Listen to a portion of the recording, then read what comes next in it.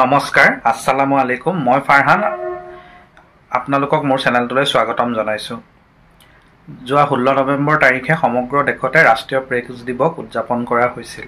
আজি আপোনালোকক ৰাষ্ট্ৰীয় প্ৰেছ দিৱসৰ লগত সংগতি ৰাখি ভাৰতবৰ্ষত সংবাদ মাধ্যমৰ স্বতন্ত্ৰতা, ভাৰতবৰ্ষত সংবাদ মাধ্যমৰ প্ৰতি অহা ভাবুকি আদিৰ বিষয়ে কিছু কথা আপোনালোকক জনাব বিচাৰিছোঁ।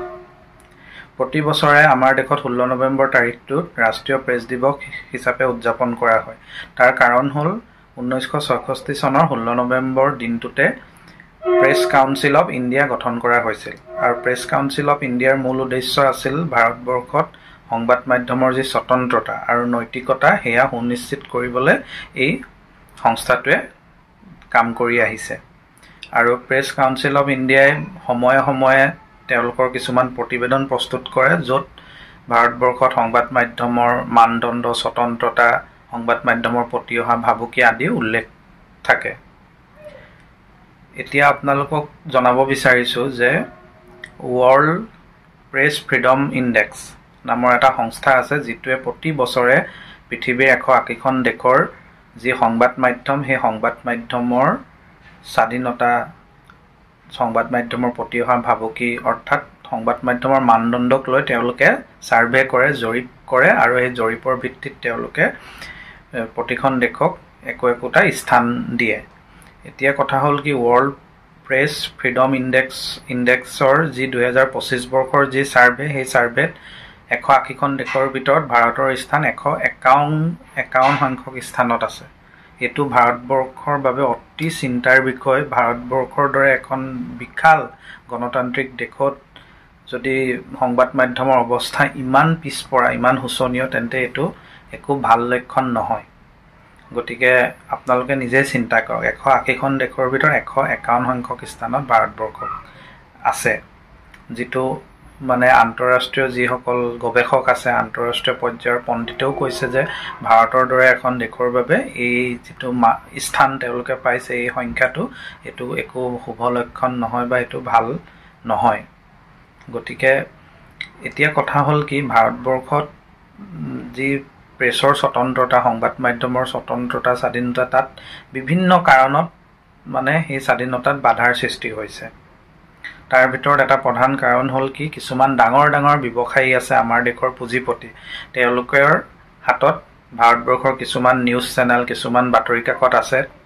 এই যিসকল ডাঙৰ ডাঙৰ ব্যৱসায়ী, পুঁজিপতি, তেওঁলোকৰ কিছু বিশেষ ৰাজনৈতিক দলৰ লগত সম্পৰ্ক আছে, যাৰ ফলত সেই চেনেল বা সেই বাতৰি কাকতত কাম কৰা সাংবাদিকসকলে নিৰপেক্ষভাৱে বা প্ৰকৃত যি ঘটনা, তথ্য, সেয়া ৰাইজক প্ৰদান কৰিব নোৱাৰে, প্ৰকৃত বাতৰি তেওঁলোকে পৰিৱেশন কৰিব নোৱাৰে, যিহেতু এই চেনেলবিলাক বা নিউজ পেপাৰৰ মালিকৰে বিশেষ ৰাজনৈতিক দলৰ লগত মধুৰ সম্পৰ্ক থাকে। গতিকে এই ক্ষেত্ৰত সেই সাংবাদিকসকলৰ বা সংবাদ মাধ্যমৰ স্বতন্ত্ৰতাৰ প্ৰতি ভাবুকি সৃষ্টি হয়। আৰু এটা কথা হ'ল কি, বহু ক্ষেত্ৰত আপোনাৰ সাংবাদিকসকলে যেতিয়া কিছুমান বিষয়ত বাতৰি পৰিৱেশন কৰে ব্যক্তিগত পৰ্যায়ত, আজিকালি ধৰক ছ'চিয়েল মিডিয়াৰ যুগ,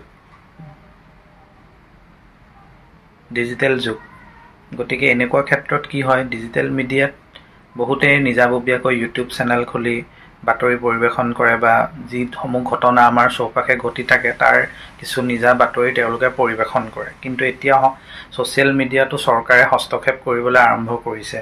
আজি যদি চৰকাৰৰ বিৰুদ্ধে ছ'চিয়েল মিডিয়াত কিবা কয়, লিখে, তেতিয়া এনেকুৱা ঘটনা বহুত ঘটিছে যে মানুহক গ্ৰেপ্তাৰ কৰা হৈছে, জেললৈ পঠোৱা হৈছে, বিভিন্ন ধৰণৰ আইন চৰকাৰে প্ৰণয়ন কৰিছে।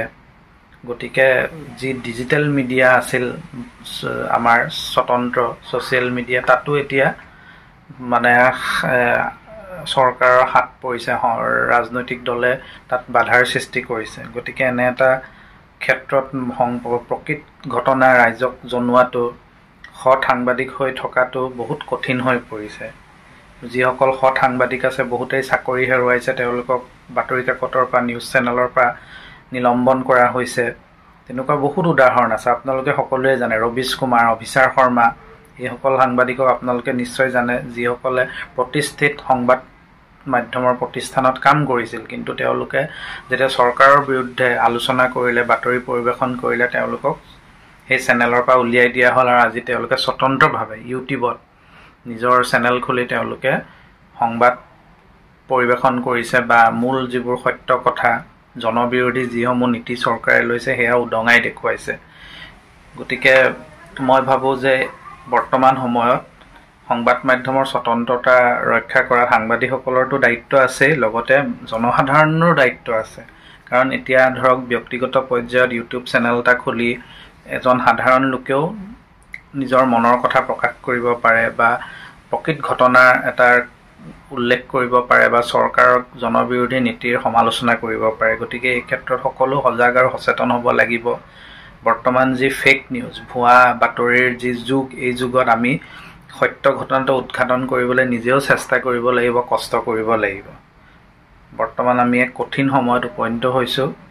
গতিকে আমি সকলোৱে নিজৰ ফালৰ পৰা সজাগ সচেতন হৈ আমি কামসমূহ কৰিব লাগিব। সংবাদ মাধ্যমৰ ওপৰত চকু দিব লাগিব বা সংবাদ মাধ্যমে পৰিৱেশন কৰা প্ৰতিটো বাতৰিয়ে যে সঁচা নহয় সেয়া আমি নিজেই বিচাৰ বিশ্লেষণ কৰি চাব লাগিব। বাতৰি এটা দেখিলেই, ছ'চিয়েল মিডিয়াত কিবা নিউজ এটা পালেই, মিম এটা দেখিলে, ৰিলছ এটা দেখিলে আমি সেয়া সঁচা বুলি মানি সকলো সঁচা নহয়, সেই কথাই মই ক'ব বিচাৰিছোঁ। গতিকে আমি নিজেও বিচাৰ বিশ্লেষণ কৰিব লাগিব।